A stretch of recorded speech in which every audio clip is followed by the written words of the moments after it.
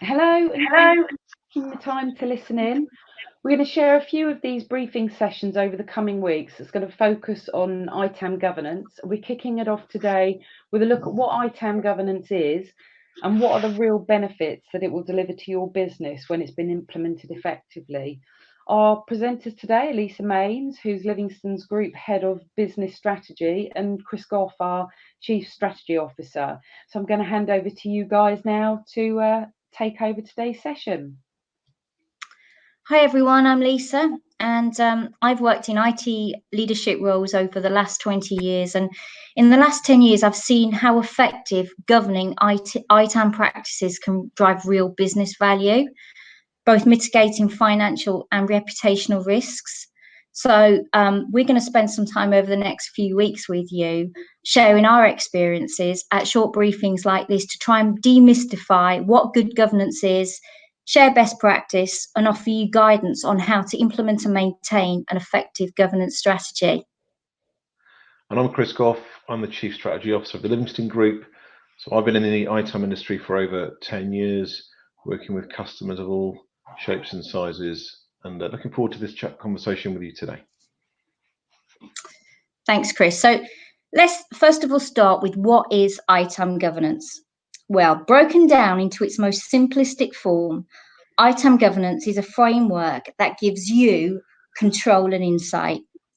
Control to manage and mitigate risks, to avoid financial and reputational damage to your organisation, and also to make sure you're compliant with any legislative or regulatory requirements. ITAM governance as well will provide you with insight or trustworthy data, and this will help you to understand how to better negotiate and drive additional value from your vendors. It can be a real power tool for you. It's really important to remember that organisations today simply couldn't survive without their IT assets, from hardware to cloud applications. IT assets are costly to acquire and maintain, and with innovation moving at such a rapid rate, new versions and updates are always round the corner. So it's well worth the effort of managing these effectively to ensure they deliver your best return on investment and also really manage those risks tightly. So the real objective of ITAM governance is to ensure that all the organisation IT asset investments, and this includes hardware and software, are all accounted for, secured, their life cycle managed and retired, and you're compliant with contractual or regulatory requirements with maximum cost efficiency. Okay, so why should you do it? Well, effective ITAM governance will save you money and ensure you comply with any legislative or regulatory requirements. It will manage the life cycle of the asset and drive maximum cost efficiency. It'll also help you manage your risks. So let's focus a little bit more on risk. It's the aspiration of every CIO to be in control of all of their risks. Knowing where risks lie in the first place is the first step to mitigating and managing them. To do this, organisations must be fully aware of their current software and cloud positions to be able to identify where potential risks might lie. Once found, you can then mitigate and manage them.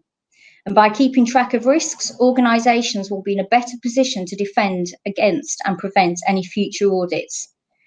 This is a key deliverable of ITAM governance. So it's really interesting, isn't it? And certainly with what's been happening over the last year or so, the dynamic of risk has changed slightly. So for a lot of customers that we talk to, how they manage vendors is becoming into sharp focus, mainly because of things like enforced changing of work policies, digital transformation, and other enforced activity due to the COVID situation. Why this is important is because clearly as organizations have changed working practice and it's had a wider economic impact, so we're seeing the behaviors of vendors change, and vendors that you thought might be moving out of that kind of audit-led approach are certainly going back there, using that as an effective means to ensure that customers renew, and in some cases buy more products. Also, of course, COVID's led to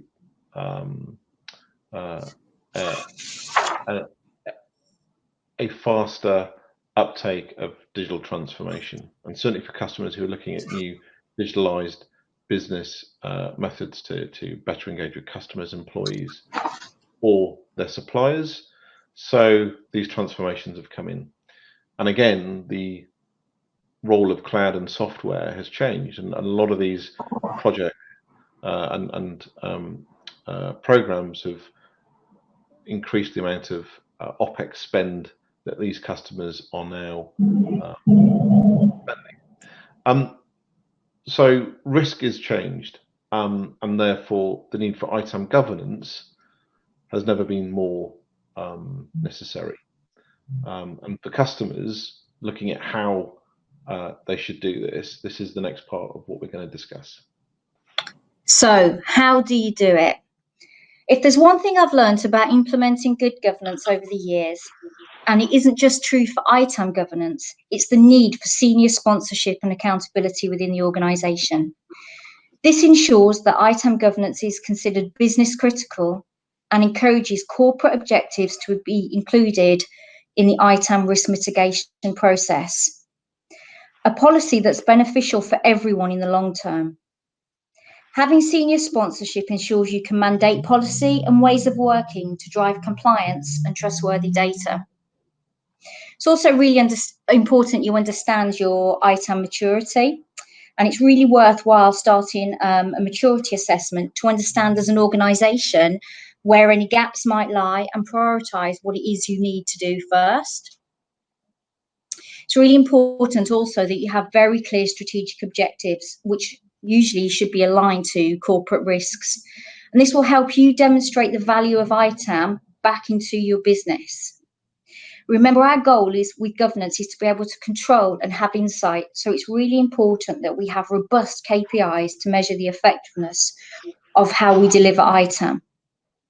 And again, this will absolutely help you with your messaging back to the business with regard to the value that you and your team are providing. So here at Livingstone, we've taken on the approach of using the ISO standard 19770-1-2017 to build our managed service framework for ITAM. And we've done it because the standard breaks the management requirements into three logical areas, or four actually, but we'll focus on the three delivery side, which are trustworthy data, lifecycle integration, and optimization. Around all of that is the ITAM management system, effectively the fourth tier, and it's the management system that specifies the bit that you need in place, the governance elements that you need in place, in order for you then to be able to do effective ITAM. The standard itself has been around for a few years, and we're finding that customers who adopt and align to this have more clarity not only in how they need to build their framework, but also find it far easier to articulate and communicate the value of that framework to their peers and leadership. If you haven't done it already, refresh yourselves around the 19770 standard, because it will help you go a long way to defining what good looks like in terms of that governance framework. And it's also important when we're talking about policies and processes that to ensure adoption of them, that we have a mandated corporate policy. Remember, we're protecting our business from financial or reputational exposure here. So senior sponsorship with a mandated policy will really help drive that adoption. We should also make sure we have really clear processes for life cycle management. And I'd also include audit, defence, management and optimization as part of that. These are all things you need to build into your management system, along with your corporate governing body. And I would recommend setting up a business-wide governing body with representatives from teams such as risk, sourcing, legal, vendor management, product management and finance, where the management of any risks identified will need cross-business collaboration to manage and mitigate across the organisation. Remember, our goal is to be able to have control and insight So it's important we have robust KPIs to measure the effectiveness of all of the output. And again, this will really help you with the messaging of the value back into your business. So building your ITAM governance dashboard is really key. For customers that are successful at this, they've taken the time to really architect this framework well. They've understood the dependencies around trustworthy data, understood the outcomes they're trying to deliver through effective process, and ensure that the stakeholders in their organization that deliver the outcomes around optimization, the commercial outcomes, have the necessary information that supports them in their business processes. You put that together, you will succeed. And the great news is that there are many benefits from doing that. So what benefits can you realise, and how can you drive value from effective ITAM governance? Well, having control and insight of trustworthy data can really open up doors to realising an enormous amount of value within your organisation. Having trustworthy data and good governance in place, you can not only avoid unnecessary risk and costs, but drive value from your investments. Going into negotiation with a vendor knowing you're armed with 100% accurate and trustworthy data is such a powerful tool for that negotiation. And organisations can improve their vendor relationships, see cost savings and drive change at a C level whilst ensuring they're remaining compliant. As we think about ITAM governance, we need to think, as Chris has already talked about, the management system, trustworthy data, life cycle and optimisation, which all in all promotes efficient and lean IT. So importantly here, the ultimate outcome you're looking to achieve is to effectively become almost an assurance function within your own organization by providing the outputs of ITAM, the trustworthy data, the life cycle and the optimization. You actually become a really pivotal part of allowing an organization to consume assets with confidence, whether it's cloud, software or hardware. Ultimately, by thinking carefully about how your customers in your organization will take the information you provide and use it, you will help the organization drive those outcomes that it's looking to achieve. And importantly, it will de-risk a lot of the strategies that your CIO or any other parts of the business are trying to implement using technology. So that really is the end of our quick 20-minute guide to ITAM governance. We hope to see you on the next webinar that we're going to do. We're going to do another 3 of these. So this was the first. You can see our contact details here. So as I say, I'm Chris Gough, and Lisa, you've got our contact details there. And hopefully we'll see you soon. Thanks both. That's a really great introduction to ITAM governance. I think we've covered some really key points there. So as Chris says, we look forward to seeing you on the next session, where we're going to look at some best practice for ITAM governance.